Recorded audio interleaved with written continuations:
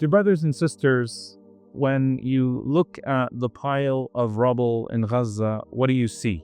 This khutbah is not going to spend too much time with that particular question, but it does frame the hadith that we're going to be speaking about profoundly.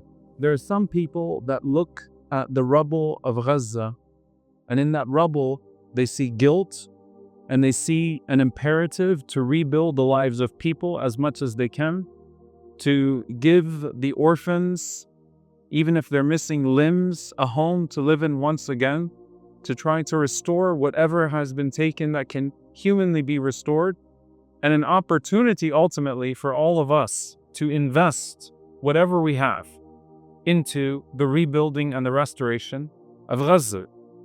But there are some people, they call them the investors, and you can look up the politics behind that term, that have been looking at Gaza and they see gas under its surface. They see gas in the water. They see an opportunity to exploit. They see an opportunity to turn it into another dollar. They're talking about waterfront properties. And subhanAllah, you see it with our enemies today. They can barely coordinate amongst themselves when they sit for an interview that this has always been the plan. They see an opportunity to steal more, an opportunity to exploit more, and the people in that process become nothing but pawns, tools, things to be removed or things to be used in order to increase the bank account, get more money into it. So the gas in Gaza is an opportunity. You look at Sudan. Like today I saw a video that was heartbreaking of a man that's being hung as his shoulders are dislocated by one of the RSF forces. And the person who's filming him, just like the Zionist soldiers in Gaza, is laughing uncontrollably. What did they see in Sudan? They didn't see people, they saw gold. There are those that looked at Gaza and saw gas. There are those that looked at Sudan and saw gold. It's another opportunity for exploitation. What about us? Do we see the imperative to rebuild, to restore, to be with them in their moments of destruction and havoc? This is a global current of greed. But there is an incredibly powerful hadith that the Prophet ﷺ told us about, or told us will come to be before the Day of Judgment. He said in this authentic hadith from Sahih Muslim, قال صلى الله عليه وسلم تقيء الأرض أفلاذ كبدها, that the earth will vomit its pieces of liver out. And he said, sallallahu alaihi wasallam, أمثال الأسطواني من الذهب والفضة, and the liver of the earth as it vomits out will be like columns of gold and silver. All of that wealth hiding in the surface, all of that wealth hiding in the oceans, all that they mine for and try to find and try to remove people so that they can get some of it, more of it. The new discovery of gold here, the new discovery of this there, the new currency that came out, the new way to make another dollar, all of it just vomits out of the earth, or is vomited out of the earth. And the Prophet ﷺ says, فَيَجِيءُ الْقَاتِلُ فَيَقُولُ فِي هَذَا قَتَلْتُ. The murderer walks up to all of this gold and silver that's been vomited out of the earth, and he says, it was for this that I murdered. It was for this that I murdered. And he said, sallallahu alaihi wasallam, that after that man walks up to it, the next person who comes up, yaji'u al-qati'u, the one who broke off what? The ties of family, will walk up to this wealth and say, fi hadha qata'tu rahimi, I ruined my family relationships for this. I cut off my brother for this.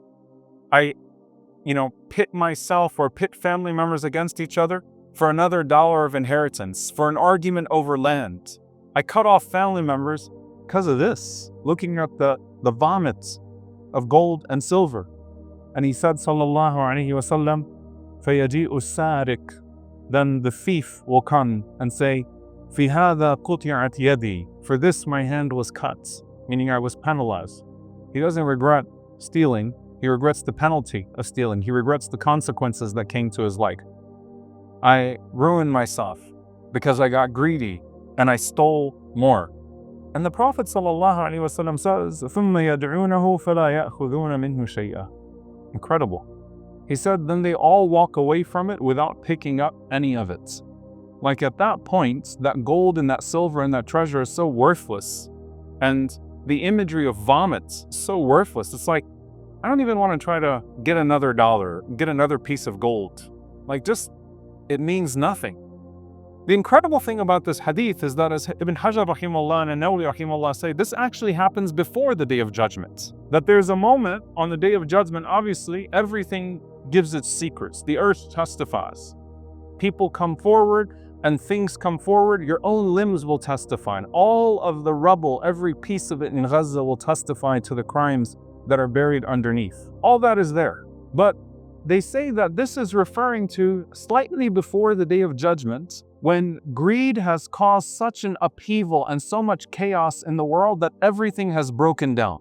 And the Day of Judgment is about to come, and people have kind of lost hope, and they realize now that that gold and that silver cannot benefit them from what is about to happen. And so they look at the impending doom, and they look back at wasted lives, and they say, man, that was not worth it. That was not worth it.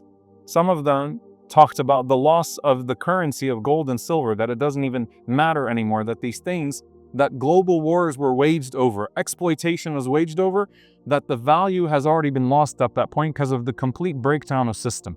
What was this for? What was it worth? I killed somebody, I stole from somebody, I lost family. Was it actually worth it? And the term aflad kabadiha, that its inner livers, the liver, as the ulama mention, is the most vital of the most vital organs. And usually while the poetry speaks about the heart, it keeps you functioning. And people don't recognize how precious it is until it stops functioning. Until it stops functioning. That's when people recognize that that precious possession, what you once considered to be so precious but did not pay attention to, now has come back to bite you. So the question becomes, was it really worth it? Was it worth the betrayal? Was it worth the lost relationships?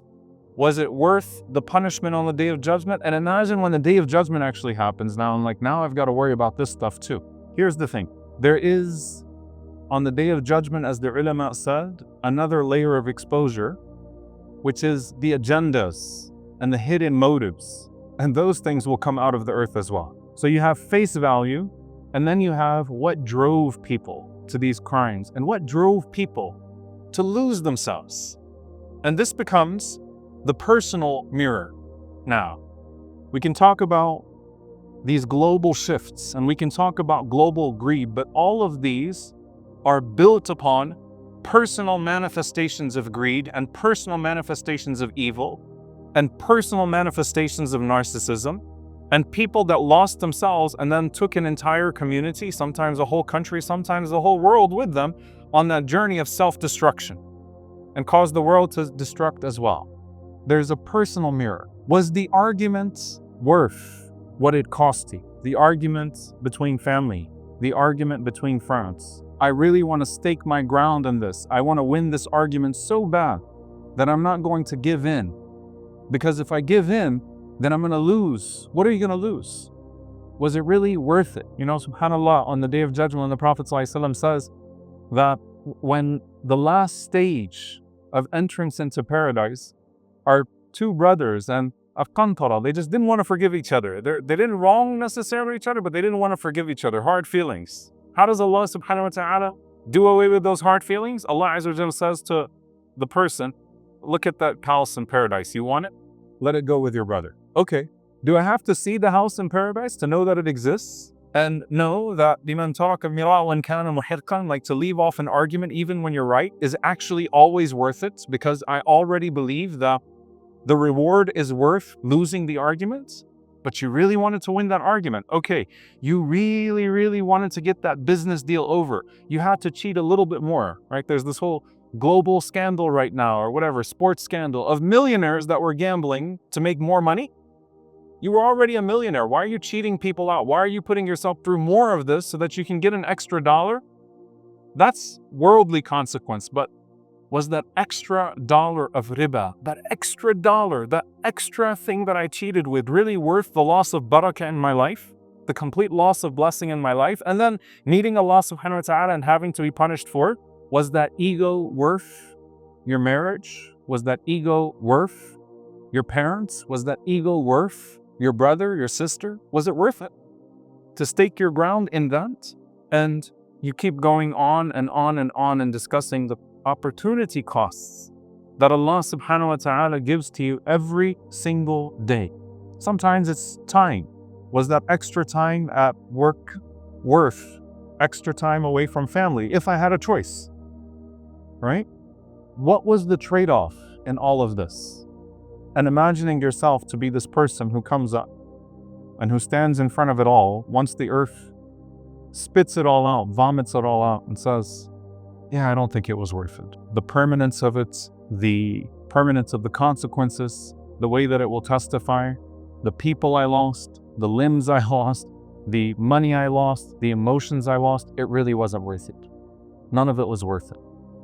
And Allah subhanahu wa ta'ala does not want for you to fall into the place of regret. In fact, before you get to the regret, Allah Azza wa Jal gives you the instructions of how to curb greed, curb the desire to betray, curb the desire to win an argument, curb their ego, curb it all, so that you don't find yourself standing in one of those situations saying, this wasn't worth it. This wasn't worth it. Cut off the disease before it leads to the consequence. Cut off the individual consequences before it leads to global consequences. And take heed from what you're seeing in the world around you and realize that if the only difference between you and global criminals and global schemes of exploitation is that they're able to do it, they're capable of doing it, and you're not, then you're no different in the sight of Allah subhanahu wa ta'ala than that person. Because if you could, you would. So just like a person looking at Gaza right now and saying, if I could save everybody there, I would, Allah Azza wa Jalla will write down that intention. Likewise, a person of greed who looks at it, and may Allah foil all of their plans. May Allah replace their waterfront properties with permanent chambers in hell. May Allah subhanahu wa ta'ala foil it all. But if I could, I would. That looks like a scheme I can get in on. Just because you fail doesn't mean Allah Azza wa Jalla doesn't write it down against you. Analyze yourself. Relationships with parents, relationships with spouses, relationships with kids, relationships with friends and brothers and sisters. Was it worth it at the end of the day? Finally, I end with this. On a practical level, one of the things that the Prophet ﷺ showed us is that the shaheed on the Day of Judgment who lost everything for the sake of Allah subhanahu wa ta'ala, the only regret that he would have is he'd want to come back to this world and lose his life over for Allah subhanahu wa ta'ala over and over and over and over again. Because Allah Azza wa Jal makes everything worth it for us. There has to be this level of recalibrating what's valuable in your life and putting it all on a sheet, mapping it all out, and saying what's of greatest value to me. And does my effort, does my deed, does my expression show a proportionality to what I say holds more value in my life? Because Allah Azza wa Jal will test us with our words, just as He will test us with our possessions. We ask Allah subhanahu wa ta'ala to not make us amongst those who have to wait for the earth to vomit to realize how lowly this dunya actually is. May Allah subhanahu wa ta'ala allow us to see the palaces of gold and ruby in our Jannah and all that He promises so vividly with our hearts that we work towards it from now as if we can see it with our eyes. May Allah subhanahu wa ta'ala allow us to rescue our relationships from ourselves, to rescue ourselves from our ego, and to rescue us from the desire for wealth that destroys societies, that destroys countries, that destroys the world. May Allah Azza wa Jalla not let us be amongst those who take part in its destruction. And may Allah subhanahu wa ta'ala make us amongst those who rescue it from that greed and from that individual destruction, turn societal destruction. Allahumma ameen. أقول قولي هذا واستغفر الله لي ولكم ولسائر المسلمين فاستغفروا إنه هو الغفور الرحيم.